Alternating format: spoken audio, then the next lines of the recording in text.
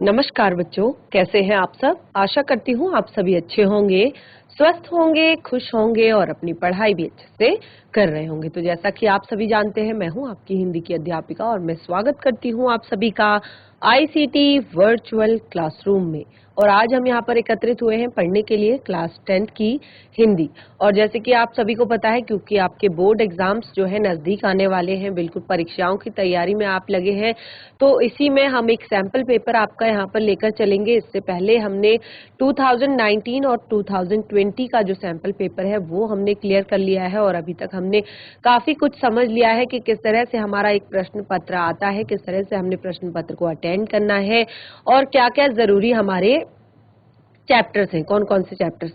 तो अभी हम 2018 का यहाँ पर सैंपल पेपर ले रहे हैं और इससे आपको क्लियर हो जाएगा कि कौन सा चैप्टर आपका बार बार रिपीट हुआ है, यानी कि कौन सा चैप्टर आपका ज्यादा इंपॉर्टेंट है जिसको आपको पढ़ना है, समझना है। कौन सी ऐसी कविता है जो अभी तक आप भावार्थ क्लियरली नहीं कर पाए हैं, नहीं समझ पाए हैं, और हिंदी व्याकरण से जुड़े हुए कौन से टॉपिक के ऐसे प्रश्न हैं जो कि बार बार रिपीट हो रहे हैं, चाहे वो वाच्य से जुड़े हों या फिर आपके सार्थक शब्दों से जुड़े हुए हों या फिर आपके सही जो भी सारी चीजें हैं व्याकरण में।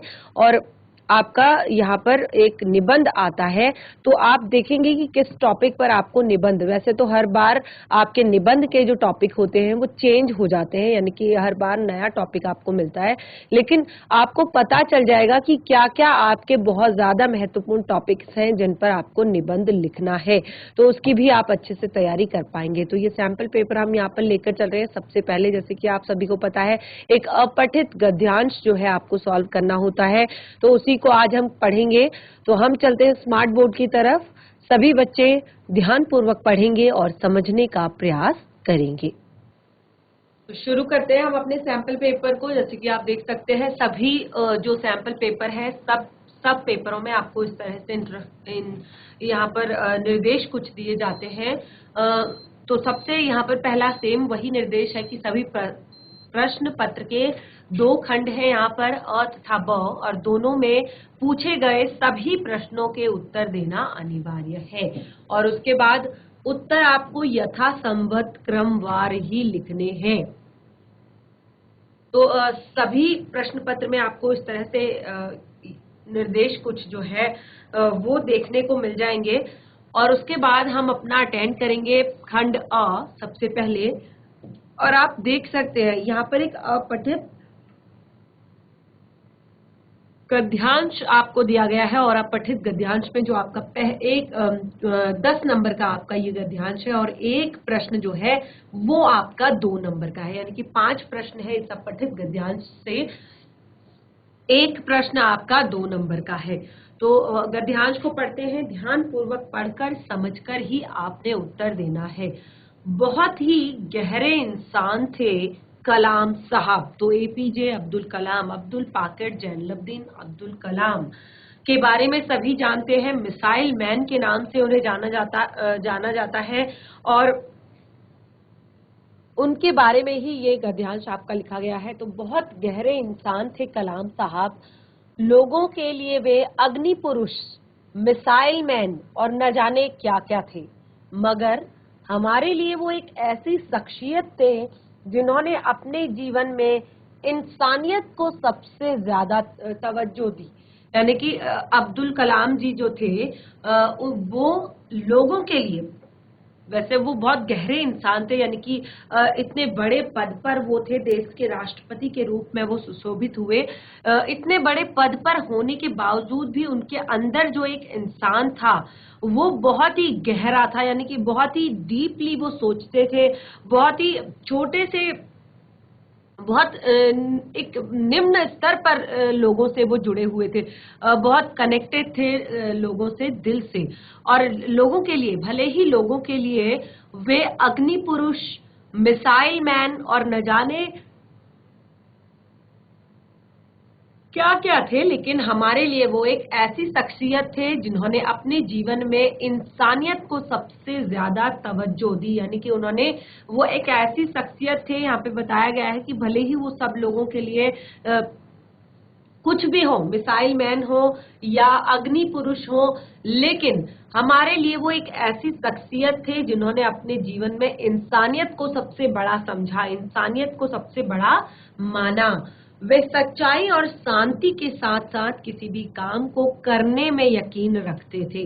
वो शांति और सच्चाई के साथ साथ किसी भी काम को करने में यकीन रखते थे। यानी कि ये नहीं कहते थे कि तुम बस काम के लिए बातें बनाओ, काम को करने पर विश्वास रखते थे कि काम आप करके कितना दिखा रहे हो।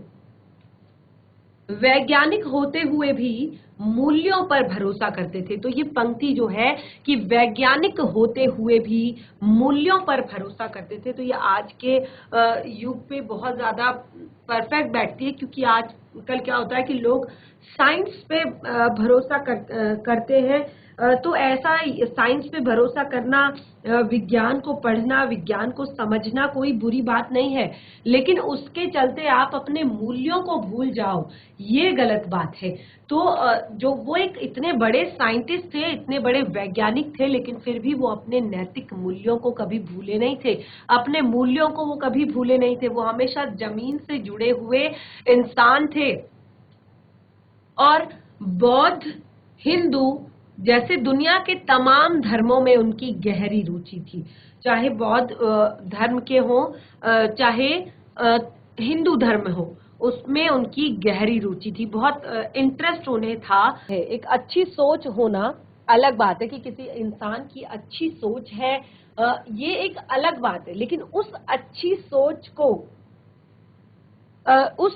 सोच को अपने जीवन में अमल में लाना, यानी कि आप बहुत बहुत हम कहते हैं कि हमें धार्मिक भेदभाव नहीं करना चाहिए, धर्मों के प्रति हमें कोई भेदभाव नहीं करना चाहिए, हमें हमेशा हर वर्ग के लोगों को अपने साथ लेकर चलना चाहिए, हमें दिखावा नहीं करना चाहिए, हमें छोटे से छोटे लोगों को अपने साथ लेकर चलना चाहिए, समाज में एकता बनाई रखनी चाहिए। तो इस तरह के बातें हम बहुत करते हैं, लेकिन बातें करने और उन चीजों को अपने जीवन में, उस सोच को अपने जीवन में अप्लाई करना, उस सोच को अपने जीवन में लेकर आना, ये बिल्कुल दूसरी बात हो जाती है। तो अब्दुल कलाम जो थे वो बिल्कुल इसी तरह के इंसान थे कि वो अपनी सोच को, जो उनकी सोच थी, जिस तरह का वो सोचते थे, वो उन्होंने अपने जीवन में उतारा। बिल्कुल वो एक आम आदमी अपने जीवन में थे, भले ही वो अपने प्रोफेशनल लेवल पर वो एक मिसाइल मैन थे, अग्नि पुरुष थे, देश के राष्ट्रपति थे, लेकिन अगर आम उनकी जिंदगी को देखा जाए आम तौर पर, तो वो एक साधारण पुरुष थे जिनके विचार बहुत ही उच्च थे, जो सभी धर्मों को समान मानते थे, जबकि केवल सोच से नहीं, दिल से मानते थे। गहरी आस्था थी उनकी हिंदू धर्म में और बौद्ध धर्म में। अब कलाम साहब ने अपनी अच्छी सोच को अपनी जिंदगी में भी उतारा। सच्चाई, साफगोई, शालीनता उनकी पहचान थी। उनकी पहचान ही यही थी कि वो सच्चाई के पुजारी थे और साफगोई इंसान थे, शालीनता उनके व्यवहार में झलकती थी। तो यही उनकी पहचान थी। दोहरेपन का जीवन तो उन्होंने कभी जिया ही नहीं। जैसा होता है कि इंसान अगर अपने बहुत बड़े एक प्रोफेशनल पद पर है, तो वो वहां पर अपने उस तरह की झलक दिखाता है, और घर पर या फिर आम लोगों के सामने वो अपनी अलग तस्वीर दिखाता है। तो इस तरह का दोहरेपन का जीवन उन्होंने कभी नहीं जिया। वो जिस तरह के अकेले में थे, जिस तरह के वो अंदर से थे, बिल्कुल उसी तरह के वो बाहर से थे, या जिस तरह की उनकी विचारधारा थी उसी तरह के वो काम भी करते थे। लोगों के साथ व्यवहार भी उनका बिल्कुल वैसा ही था, यानी कि बिल्कुल कोई उनके अंदर दिखावा नहीं था, कोई भी ऐसी चीज नहीं थी कि वो दोहरेपन का उनसे पता चले। बहुत कम समय में ही वह बहुत गहराई के साथ लोगों के से जुड़ जाते थे, जिससे भी मिलते थे बहुत कम समय में ही वो दूसरे लोगों के साथ जुड़ जाते थे। असफलताएं उनको कभी निराश नहीं करती थी, ये बहुत बड़ी बात है। देखिए, हम कहते हैं हमें कोशिश करनी चाहिए, हमें कोशिश करते हुए अगर हम कभी गलती से हार भी गए, तो हमें अपनी हार को अपने जीत का एक एक सीढ़ी बनानी चाहिए। लेकिन ये सब केवल हम बातें ये सब हम करते हैं, क्योंकि हमारे अंदर पेशेंस नहीं होता है, हमारे अंदर एक धैर्य नहीं होता है, हम बहुत जल्दी घबरा जाते हैं, परेशान हो जाते हैं। तो अब्दुल कलाम साहब की ये बिल्कुल अलग एक उनके जीवन की एक बात थी कि वो असफलताएं और निराशाएं जो उन्हें जीवन में मिलती थी उससे वो कभी घबराते नहीं थे, निराश नहीं होते थे, बल्कि उनसे सीख लेकर वो आगे बढ़ जाते थे। यानी कि इन सब चीजों से सीख लेकर वो आगे बढ़ जाते थे।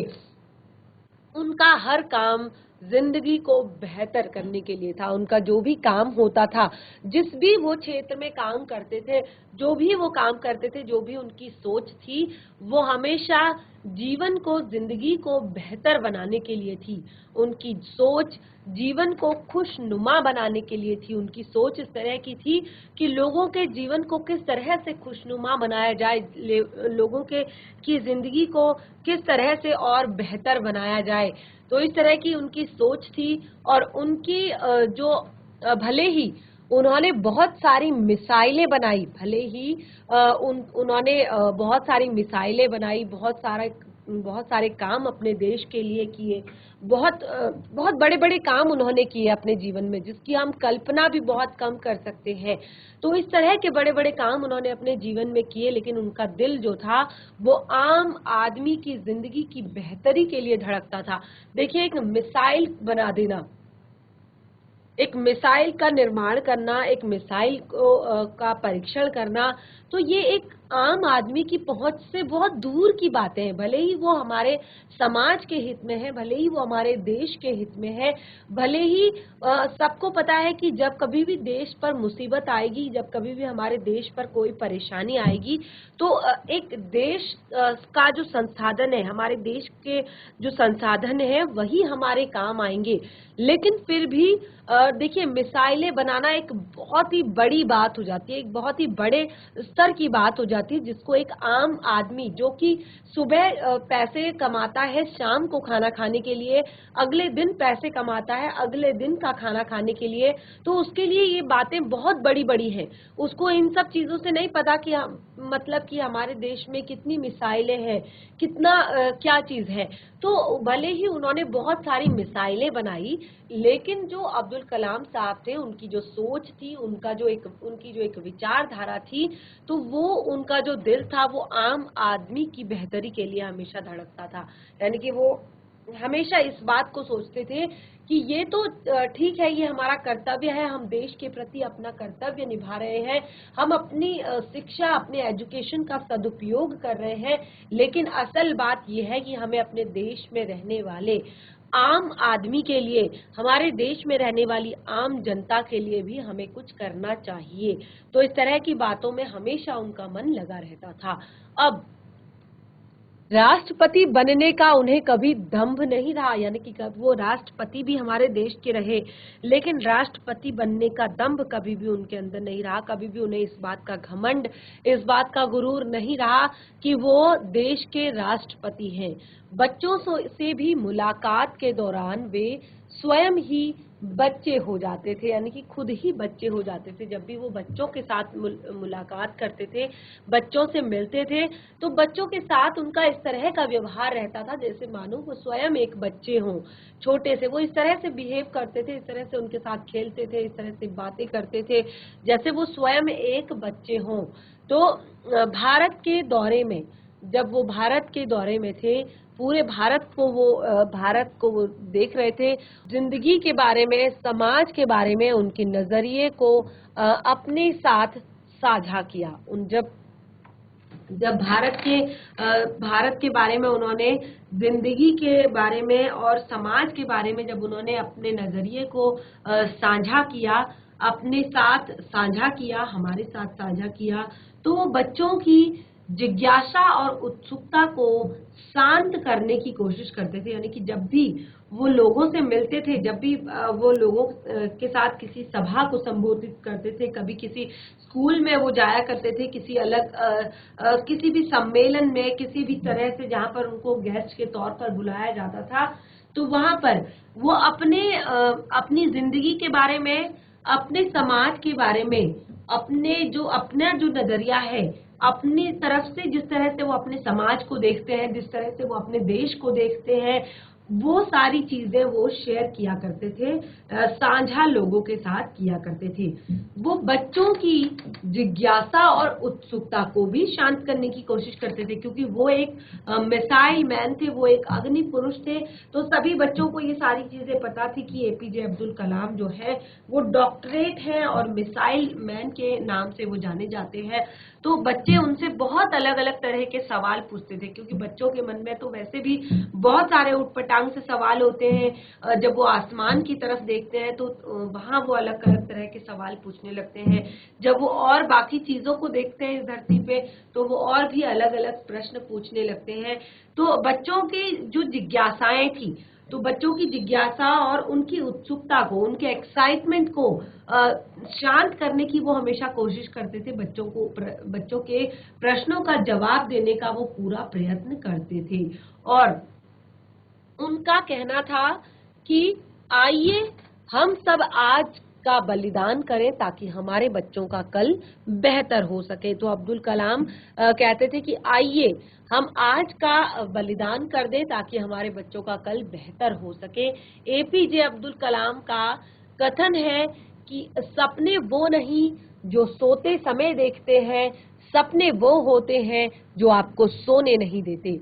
तो देखिए, उन्होंने बच्चों के लिए एक बहुत बड़ी बात की कि उनका कहना था कि आइए हम अपने आज का बलिदान करें, अपने आज को उस मेहनत में झोंक दे कि हमारे बच्चों के आने वाले फ्यूचर जो है वो अच्छे हो जाए। आज हम मेहनत करेंगे तो कल हमारे बच्चों का भविष्य अपने आप अच्छा हो जाएगा।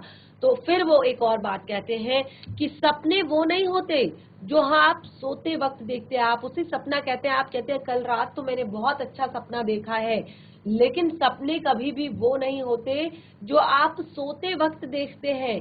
सपने वो होते हैं जो आपको सोने नहीं देते, यानी कि जिसके लिए आप रात रात भर मेहनत करते हैं, रात रात भर आप तैयारी करते हैं, पढ़ाई करते हैं। तो ये चीजें दिखाई देती हैं। और उन्होंने देश को विकसित बनाने का सपना देखा था, उन्होंने हमारे देश को विकसित बनाने का सपना देखा था। वो मानते थे कि बिना परिकल्पना के कोई भी देश अपने लक्ष्यों को हासिल नहीं कर सकता। और यानी कि परिकल्पना, यानी कि हम पहले से एक कल्पना बना के चलें कि किस तरह का हमारा देश होगा, किस तरह से यहाँ पर परिस्थितियां बनेंगी। तो बिना किसी पीक परिकल्पना के उन्होंने कहा कि कोई भी अपने लक्ष्यों को हासिल नहीं कर सकता। अगर आपने एक गोल सेट किया है, आपने एक एम सेट किया है, तो सबसे पहले आपको एक परिकल्पना करनी होगी, उसके बाद रूपरेखा तैयार करनी होगी। परिकल्पना करेंगे, आप सोचेंगे, कनेक्ट करेंगे चीजों को कि इससे ऐसा होगा, उससे ऐसा होगा, उससे वैसा होगा। और साथ ही यहाँ पर वो मानते थे कि परिकल्पना के बिना कोई भी देश अपनी लक्ष्यों को प्राप्त नहीं कर सकता। अपनी किताब 21वीं सदी का भारत, उनकी जो पुस्तक है 21वीं सदी का भारत, नव निर्माण की रूपरेखा में कलाम साहब ने देश की पहली परिकल्पना को, भारत की आजादी को बताया है। सबसे पहली परिकल्पना थी भारत की आजादी, कि किस तरह से भारत आजाद हो। और दूसरी उनकी परिकल्पना भारत को विकसित करने की थी। तो इस तरह से हमने ये जो गद्यांश है ये हमने पढ़ लिया है। देखिए, वहां पे हमें इतना समय नहीं लगाना है, वहां पे हमें केवल और केवल अपने टाइम के अंदर हमें इस सैंपल पेपर को सॉल्व करना है। और उसी के अंतर्गत आपने इस जो अपठित गद्यांश यहाँ पर दिया गया है उसको आपने पढ़ना है। तो अब यहाँ पर गद्यांश हम पढ़ चुके हैं, जैसे कि मैंने आपको बताया 10 नंबर का आपका ये एक प्रश्न है। तो यहाँ पर 5 प्रश्न आपको दिए गए हैं और पांचों प्रश्न बहुत ही ज्यादा इंपॉर्टेंट है, सभी के उत्तर आपने देने हैं। तो शुरू करते हैं। पहला प्रश्न, कलाम साहब वैज्ञानिक होते हुए भी किन चीजों और किन विषयों में रुचि रखते थे? कलाम साहब वैज्ञानिक होते हुए भी किन चीजों और किन विषयों पर रुचि रखते थे? तो इसको देखिए, हमने पढ़ लिया है बहुत ही अच्छे से गद्यांश को। तो अब आपको यहाँ पर बताना है कि कलाम साहब एक वैज्ञानिक थे। देखिए, वो एक वैज्ञानिक थे, फिर भी उन्होंने क्या किया, फिर भी उन्होंने अपने फिर भी उन्होंने यहाँ पर जो भी बातें बताई हैं, जो ये विषय थे, वो उनके विषय थे कि वो अपने देश को आजाद कराने के लिए, अपने देश वो देखते थे सपने अपने देश के लिए, और वो अपने देश को विकसित बनाने का एक सपना देखते थे। वो अपने देश को बहुत आगे ले जाने के लिए वो सपना देखते थे। एक वैज्ञानिक होते हुए भी वो आम लोगों से जुड़ने में रुचि रखते थे, आम लोगों को बच्चों से मिलने में वो बहुत ज्यादा रुचि रखते थे, बच्चों की जिज्ञासाओं को, बच्चों की उत्सुकताओं को शांत करने में वो रुचि रखते थे। और भले ही उनको वो देश के राष्ट्रपति थे, लेकिन कभी भी उन्होंने इस बात के लिए कभी भी उन्होंने अपने आप पर घमंड नहीं किया। तो यहाँ पर देखिए वो एक सबसे मेन बात है कि वो कलाम साहब जो थे वो विभिन्न धर्मों में, एक वैज्ञानिक होते हुए भी वो विभिन्न धर्मों में रुचि रखते थे। जैसे कि हमने कहा बौद्ध धर्म और हिंदू धर्म में उन्हें विशेष करके बहुत ही अधिक रुचि थी, और दुनिया के तमाम धर्मों में उन्हें रुचि थी, और जीवन के प्रति सच्चाई, साफ गोई और शालीनता उनके जीवन में हमें साफ साफ दिखाई देती थी, एक वैज्ञानिक होते हुए भी। तो अगला प्रश्न है कि वे असफलताओं से सीख कर क्या करते थे।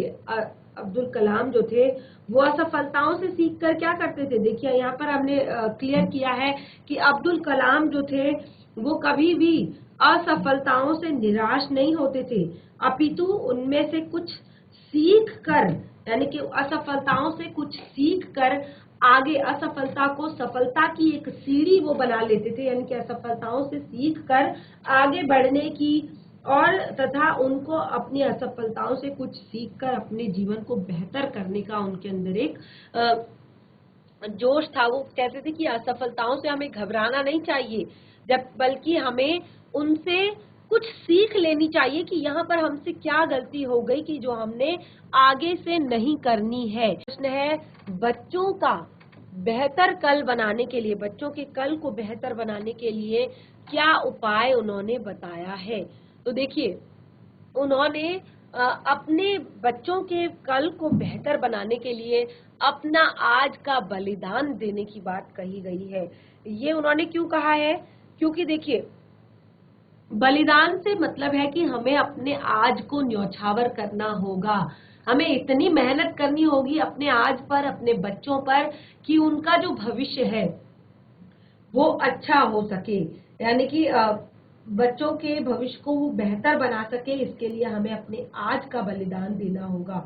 और उन्होंने कहा कि सपने वो नहीं होते, उन्होंने आज के लिए कहा कि आप बैठे रहो और सोचते रहो कि मैं ये बन जाऊंगा, मैं वो बन जाऊंगा, मैं ये करूंगा, मैं वो करूंगा। सपने कभी भी वो नहीं होते जो आप सोते समय देखते हैं, सपने हमेशा वो होते हैं जो आपको सोने नहीं देते। तो इस तरह की पंक्तियां आप इसमें से लिख सकते हैं, बहुत ही सुंदर तरीके से आप उत्तर देंगे तो आपका जो आंसर है वो और भी ज्यादा इफेक्टिव, प्रभावी हो जाएगा। अगला प्रश्न है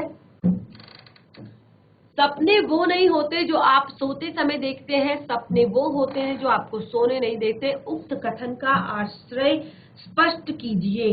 तो देखिए ये कथन ये है कि अगर आज हम अपना कोई भी सपना हमें कोई भी आज अपना सपना पूरा करना है, तो अगर हम सोते हुए केवल सपना देखेंगे, यानी कि अपने आज को हम सोने में निकाल देंगे, अपने आलस में निकाल देंगे, आलस्य में निकाल देंगे, तो कल हमारा कोई भी सपना फलीभूत नहीं होगा, पूरा नहीं होगा लेकिन उस लेवल तक नहीं होगा। लेकिन आज हम सपनों को ध्यान में रखते हुए रात भर मेहनत करें कि हाँ मुझे इस लेवल को क्रॉस करना है, मुझे यहाँ तक जाना है, तो अपने सपनों को हम पूरा करने के लिए कुछ भी कर सकते हैं, किसी भी हद तक जा सकते हैं, कोई भी चुनौती हम स्वीकार करने के लिए तैयार हैं, तो हम आसानी से अपने सपनों को पूरा कर सकते हैं।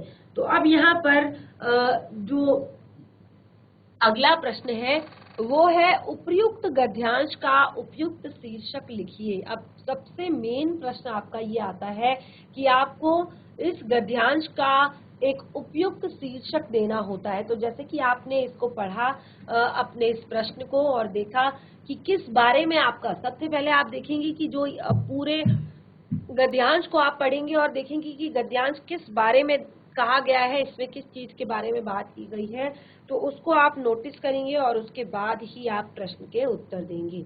तो गद्यांश पढ़ लिया है, आप देख सकते हैं यहाँ पर पूरा जो एक गद्यांश है ये अब्दुल कलाम के बारे में लिखा गया है। तो उपयुक्त शीर्षक आप इसका लिख सकते हैं अब्दुल कलाम एवं उनके नैतिक मूल्य, या उनके सपने, या मिसाइल मैन, या अब्दुल कलाम का जीवन के प्रति नजरिया। तो इस तरह से आप बहुत अच्छे अच्छे इसमें यहाँ पर टॉपिक सुझा सकते हैं, बहुत अच्छे अच्छे शीर्षक आप सुझा सकते हैं। लेकिन बिल्कुल सही अगर होगा तो आपको तभी इसके 2 नंबर मिलेंगे। ऐसा नहीं है कि आपने कुछ भी लिख दिया और आपको पूरे नंबर मिलेंगे। आपके टॉपिक से मैच होना चाहिए, आपके टॉपिक का पूरा निचोड़ उसमें होना चाहिए। तो इस तरह से हमारा पहला प्रश्न कंप्लीट होता है। हम दूसरे प्रश्न को अपना शुरू करेंगे। पहला प्रश्न अपठित गद्यांश जो कि 10 नंबर का है, कंप्लीट हो चुका है। दूसरा प्रश्न है यहाँ पर, दिए गए संकेत बिंदुओं के आधार पर किसी एक विषय पर 250 शब्दों में निबंध लिखिए। आपको यहाँ पर 2 ऑप्शन में आपको यहाँ पर निबंध दिए हैं। दोनों में से आपने जिस पर भी आपको लगता है कि आप सही लिख सकते हैं, सोच समझ कर लिख सकते हैं, उस पर आपने निबंध लिखना है। क्योंकि हम यहाँ पर सैंपल पेपर अटेंड कर रहे हैं तो हम सभी जो भी प्रश्न इसमें आए हुए हैं, हम सभी प्रश्नों को सॉल्व करेंगे, सभी प्रश्नों को अटेंड करेंगे। पहला प्रश्न है यहाँ पर, पहला टॉपिक है उत्तराखंड में पर्यटन की संभावना। उत्तराखंड के आप सभी निवासी हैं और उत्तराखंड में पर्यटन की क्या स्थिति है ये भी आप थोड़ा बहुत जानते हैं। तो पर्यटन की संभावना आपने बतानी है और इसमें कितनी संभावना है। इसमें सबसे पहले देखिए आपको क्या दिया गया है कि संकेत बिंदु दे दिए गए हैं। बहुत ही सरल तरीके से यहाँ पर आपको प्रश्न पत्र को सॉल्व करना है। तो संकेत बिंदु में सबसे पहले आपको संकेत बिंदु दिया गया है पर्यटन का अर्थ। तो जब भी आप यहाँ पर एक निबंध जब आप लिख रहे होते हैं तो उस निबंध में सबसे पहले आपने प्रस्तावना लिखनी है, इंट्रोडक्शन लिखना है। तो इंट्रोडक्शन में आप उत्तराखंड के पर्यटन को बताएंगे, उत्तराखंड में पर्यटन की संभावना के बारे में बताएंगे और उसके बाद आप टॉपिक डालेंगे पर्यटन का अर्थ, कि क्या अर्थ होता है पर्यटन का। उसके बाद उत्तराखंड में पर्यटन के स्थल, फिर आप देखेंगे कि उत्तराखंड में कौन कौन से स्थान ऐसे हैं जो पर्यटन के लिए लाभदायक है, पर्यटन के लिए सही हो सकते हैं चुनने के लिए। अगला है पर्यटकों को दी जाने वाली सुविधाएं। तो आने जाने वाले जो पर्यटक होते हैं उनको दी जाने वाली सुविधाएं क्या क्या है, क्योंकि देखिए लोग कब अट्रैक्ट होंगे जब सारी सुविधाएं उनको मिल जाएंगी, जब सही तरीके से उनका वेलकम स्वागत किया जाएगा, तो तब जाकर पर्यटन जो है एक तरह से बढ़ेगा। और दूसरा होता है कि सरकार की भी थोड़ा सा इसमें सहयोग होता है। अगर सरकार द्वारा अच्छी सड़कें बनाई जाती हैं, अच्छी व्यवस्थाएं पहाड़ों पर की जाती हैं, क्योंकि उत्तराखंड में आप देखेंगे ज्यादातर जो एरिया है वो पहाड़ी है, पहाड़ी क्षेत्र है ज्यादातर। तो वहां पर कई बार क्या होता है कि सामान ढोने के लिए या और भी बहुत सारे कामों के लिए लोगों को हेल्प की जरूरत होती है, सहायता की जरूरत होती है। कई ऐसे गांव होते हैं जहां पर आज भी गाड़ी नहीं पहुंच पाई है और लोग बहुत ज्यादा कष्ट लोगों को उठाना पड़ता है। तो इस तरह से आप पर्यटन में दी जाने वाली सुविधाएं कि क्या क्या सुविधाएं पर्यटकों को दी जाती हैं वो आपने लिखना है। अगला है यहाँ पर पर्यटन की उपयोगिता। अब उत्तराखंड में पर्यटन की क्या उपयोगिताएं हैं ये आपने लिखनी है। तो बहुत सारी उपयोगिता है उत्तराखंड में पर्यटन की, क्योंकि देखिए पर्यटन से जो बाहर के बहुत सारे लोग जो है यहाँ पर विजिट करने के लिए आते हैं, देखते हैं और एक रोजगार के रूप में इसको अपनाया जाता है। तो इस तरह से सभी लोगों के खाने पीने की व्यवस्था या और रुकने की, ठहरने की व्यवस्था या बाकी चीजें या गाइड कहें, तो ये सारी चीजें ये उपलब्ध आपको कराते हैं। अगला एक और बहुत ही ज्यादा महत्वपूर्ण टॉपिक यहाँ पर दिया गया है, जनसंख्या वृद्धि का संकट। तो देखिए बच्चों, अभी तक हम थर्ड सैंपल पेपर सॉल्व कर रहे हैं, इससे पहले 2 सैंपल पेपर हम सॉल्व कर चुके हैं। तो इतना आपको अभी तक समझ आ गया होगा कि कौन चीजें हिंदी व्याकरण में जो है बार बार रिपीट हो रही है। तो अगर आप देख सकते हैं जनसंख्या वृद्धि का संकट, तो इस तरह से 2018, 2019, 2020 जो भी आपके सैंपल पेपर अभी तक हमने कराए हैं, उनमें से आप जितने भी निबंध हैं उनको एक साइड में लिखेंगे अपनी रफ कॉपी में और सब पर प्रैक्टिस करेंगे थोड़ा थोड़ा। सबको आप देखेंगे कि इसमें मैं कितने शब्द लिख पाता हूँ, मेरा लिखने का मेरा तरीका किस तरह का है, तो आप इसको जरूर लिख कर देखेंगे। तो जनसंख्या वृद्धि का जो संकट है उसके बारे में दूसरा आपका प्रश्न है। यहाँ पर भी सबसे पहले आपको प्रस्तावना देनी है, यानी कि इंट्रोडक्शन आपको कराना है। उसके बाद आपने जो पॉइंट्स यहाँ पर दिए गए हैं, संकेत बिंदु जो आपको यहाँ पर दिए गए हैं, इन्हीं के आधार पर आपने प्रश्नों के उत्तर देने हैं। तो पहला, भारत में जनसंख्या वृद्धि के कारण। देखिए सबसे पहले आप प्रस्तावना लिखेंगे, उसके बाद इस टॉपिक को डालेंगे, भारत में जनसंख्या वृद्धि के कारण। तो आप बताएंगे कि भारत में जनसंख्या वृद्धि का कारण क्या है। तो बहुत सारे आपको चीजें पहले से पढ़ के रखनी है, ऐसा नहीं है कि आप कुछ भी लिख देंगे निबंध में, आपको चीजें पढ़कर रखनी है, तभी जाकर आप लिख पाएंगे। तो भारत में जनसंख्या वृद्धि के कारण आपको बताने हैं। दूसरा, अनुपात में घटते संसाधन, जनसंख्या के अनुपात में घटते संसाधन, किस तरह से जनसंख्या बढ़ती जा रही है और हमारे संसाधनों का ह्रास हो रहा है, जो प्रकृति ने हमें संसाधन दिए हैं उनका ह्रास हो रहा है। देखिए पेट्रोल, डीजल ये इतने महंगे क्यों हो जाते हैं, क्योंकि ये हमारे देश में बहुत कम मात्रा में पाए जाते हैं, ये बाहर के देशों से हमसे लिए जाते हैं, हम बाहर के देशों से इनका आयात करते हैं। तो ये चीजें कि जनसंख्या वृद्धि के अनुपात में घटते संसाधन, किस तरह से लकड़ियों को काटकर उनका दोहन किया जा रहा है और प्लॉटिंग की जा रही है, हर जगह मकान बन रहे हैं, बिल्डिंगें बन रही है, तो संसाधन तो अपने आप ही धीरे धीरे कम हो जाएगा या तो महंगा हो जाएगा। तो इस तरह आप यहाँ पर एक अनुपात बता सकते हैं जनसंख्या वृद्धि और वृद्धि में और उसके घटते संसाधनों में। अगला है अन्य समस्याएं। तो जनसंख्या वृद्धि से क्या क्या अन्य समस्याएं आती हैं वो आपको लिखना है। तो अभी आप क्लास 10th में हैं, काफी कुछ आप पढ़ चुके हैं देश के बारे में, समाज के बारे में। तो अन्य समस्याएं क्या आती हैं जब जनसंख्या वृद्धि हो रही होती है।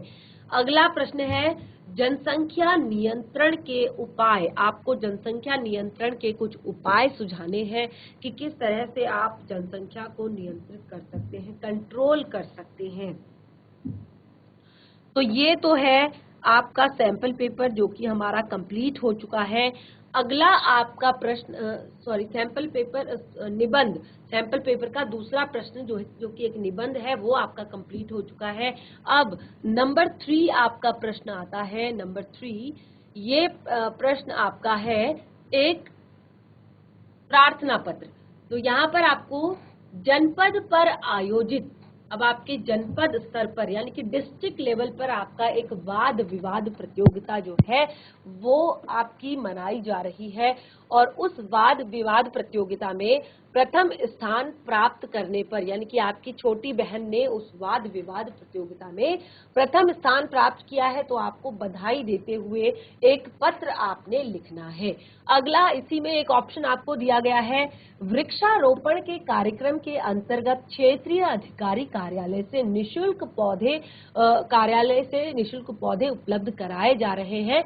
तो आप अपनी आवश्यकता के अनुसार विभिन्न प्रजाति के पौधे उपलब्ध कराने हेतु आवेदन पत्र लिखिए। तो देखिए, दो तरह के आपको यहाँ पर पत्र दिए गए हैं। पत्रों के प्रकार मैं आपको बता चुकी हूँ। पत्र लेखन से संबंधित जरूरी बातें हम यहाँ पर डिस्कस कर चुके हैं कि क्या क्या जरूरी बातें होती हैं एक पत्र लेखन के लिए। तो देखिए, एक आपका है यहाँ पर औपचारिक पत्र, एक है आपका यहाँ पर अनौपचारिक पत्र। यानी कि जब आप अपनी बहन को बधाई पत्र देंगे वाद विवाद प्रतियोगिता में प्रथम आने के लिए, तो वो आपका अनौपचारिक पत्र होगा। जब भी हम किसी कार्यालय में, किसी विद्यालय में या किसी उच्च अधिकारी को जो हम पत्र लिखते हैं या कोई व्यावसायिक पत्र हम लिखते हैं, तो ये सारे आपके औपचारिक पत्रों के अंतर्गत आते हैं। और जब भी आप अपने भाई को, अपनी बहन को, अपने माता पिता को, अपने मित्र को कोई पत्र भेजते हैं, तो ये आपके अनौपचारिक पत्रों के अंतर्गत आता है। तो पहला आपको यहाँ पर अनौपचारिक पत्र दिया गया है और दूसरा आपको औपचारिक पत्र दिया गया है। दोनों तरह के पत्र किस तरह से लिखे जाते हैं, क्या क्या चीजें इनमें लिखी जाती है, किस तरह से संबोधित किया जाता है, किस तरह से दिनांक लिखी जाती है, किस तरह से बाकी का विषय वस्तु लिखी जाती है, वो सारी बातें हम डिस्कस कर चुके हैं। लेकिन अगर क्योंकि आपकी परीक्षाएं नजदीक है, प्रश्न भी आपका 5 नंबर का है, तो कोई भी गलती आपकी यहाँ पर नहीं होनी चाहिए। अगर किसी को कोई प्रॉब्लम है, चैट के माध्यम से अपनी समस्या आप हमें भेज सकते हैं। आपकी समस्या का समाधान किया जाएगा, क्योंकि परीक्षाएं बहुत ज्यादा नजदीक हैं। तो यहाँ पर दो अलग अलग तरह के पत्र हैं, आप आसानी से लिख सकते हैं। देखिए, अगर आप औपचारिक पत्र लिखते हैं, देखिए अनौपचारिक पत्र को आप आसानी से लिखते हैं। अगर आप औपचारिक पत्रों को लिख रहे हैं, तो आपको औपचारिक पत्र लिखना है क्षेत्रीय वनाधिकारी कार्यालय में। तो आप सीधे सीधे लिखेंगे सेवा में क्षेत्रीय वनाधिकारी देहरादून, यानी कि अपने डिस्ट्रिक्ट का नाम लिखेंगे और अपने राज्य का नाम लिखेंगे उत्तराखंड। उसके बाद आप विषय लिखेंगे कि किस टॉपिक पर आप पत्र लिख रहे हैं। तो आप लिखेंगे निशुल्क पौधे उपलब्ध कराने हेतु। फिर आप संबोधन करेंगी, महोदय सविनय निवेदन इस प्रकार है कि हमारे विद्यालय में इस वर्ष भी वृक्षारोपण का कार्यक्रम आयोजित किया जा रहा है और हर वर्ष की भांति हमने विचार किया है कि इस प्रकार जो इस बार हम इस जो भी कार्यक्रम हो रहा है वृक्षारोपण का, इसमें हम ग्रामीणों को या किसानों को प्रोत्साहित करेंगे कि आप पौधे ज्यादा से ज्यादा मात्रा में लगाइए जो जमीन है आप लोग की, क्योंकि किसान जो है वो ज्यादातर इस तरह के जो काम होते हैं, पेड़ पौधे लगाना, देखभाल करना, तो वो खेतों की साइड में ये सारी चीजें लगा सकते हैं। तो उनको एक मोटिवेशन इस तरह का दिया जाना चाहिए।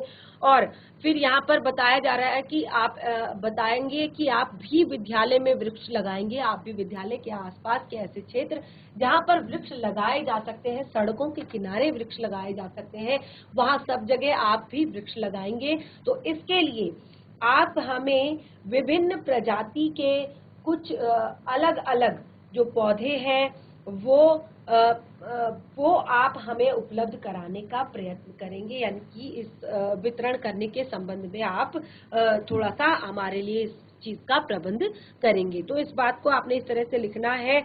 और उसके बाद आप लिखोगे कि आपसे आशा है कि आप अवश्य ही हमें इस कार्यक्रम में हमें प्रोत्साहित करेंगे, हमें पौधे उपलब्ध करवाएंगे। और फिर आप धन्यवाद के साथ अपना एक प्रार्थी के रूप में आप लिखेंगे और डेट आप डाल देंगे। तो इस तरह से हम एक औपचारिक लेटर लिखेंगे और आप अनौपचारिक लेटर आप स्वयं से घर पर करेंगे। उसके बाद का जो सैंपल पेपर है हिंदी व्याकरण से जुड़ा हुआ, वो हम अपने नेक्स्ट सेशन में सॉल्व करेंगे। तो बच्चों, हमारे सैंपल पेपर का पहला और दूसरा प्रश्न जो है वो सॉल्व हो गया है। दूसरा तीसरा, यानी कि अभी तक हमने अपठित गद्यांश और जो भी हमारा यहाँ पर निबंध दिया गया है और प्रार्थना पत्र जो आपका दिया गया है, ये 3 हमने सॉल्व कर लिए हैं। अब आपने देखना है पिछले तीनों सैंपल्स पेपर में, यानी कि जो हमने 2020, 2019, 2018 का जो हम ये सॉल्व कर रहे हैं, कि क्या चीज ऐसी है जो बहुत ज्यादा इंपॉर्टेंट है, जो आपको बार बार रिपीट हो रही है। तो उसको आप देखेंगे, उस पर आप ध्यान देंगे, उसको आप पढ़ाई करेंगे, उसकी आप रिवाइज आप उसको करेंगे। और जो बाकी का सैंपल पेपर है हिंदी व्याकरण से जुड़ा हुआ और आपके गद्य और काव्य खंड से जुड़ा हुआ, उसको हम अपने नेक्स्ट सेशन में सॉल्व करेंगे। तो आज के लिए ही इतना ही। आप सभी अपनी परीक्षाओं की तैयारी कीजिए। धन्यवाद। आपका दिन शुभ हो।